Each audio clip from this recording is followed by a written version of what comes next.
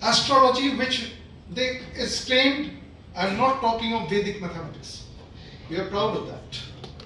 Astrological calculations are based on counting the sun, the moon, and the Mars, Robi, Shom, Mongol, as 3 planets. And you very well know that only one is a planet, the other is a star, and the other is a satellite. And still, go out, just stand out, and you'll see hoardings, read a paper, you'll see ads, open the TV channels, you'll see programs advertising astrology and being passed off as science. During the COVID, we had people believing that we could ring bells and blow conch shells to drive out viruses.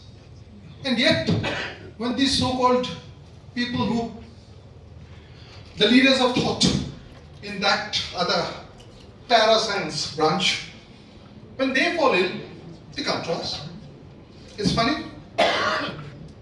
It's funny that all the knowledge in the so-called parasciences could leave this country full of tuberculosis.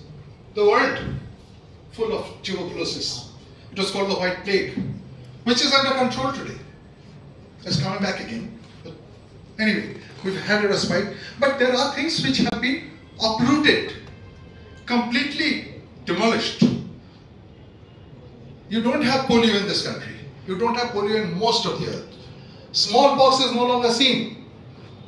The seniors who are sitting here with me, they must have seen smallpox patients every day of their lives. And I remember there were people blind begging on the street. We were all with pock marks. Smallpox was rampant. It took lives. It disfigured. It blinded. It was horrible. Do you see them now? Thank God. You don't. None of you have and none of you will. Science. All about the work of Pasteur and all about the works of Jennings. I mean, there are so many others. But then, yes, we did it. The scientists did it. Over most of the world, tuberculosis has been wiped out. And you know, here in India, we had such great people. Practically the entire Tagore family, all afflicted with tuberculosis and dying one by one. Nothing could be done.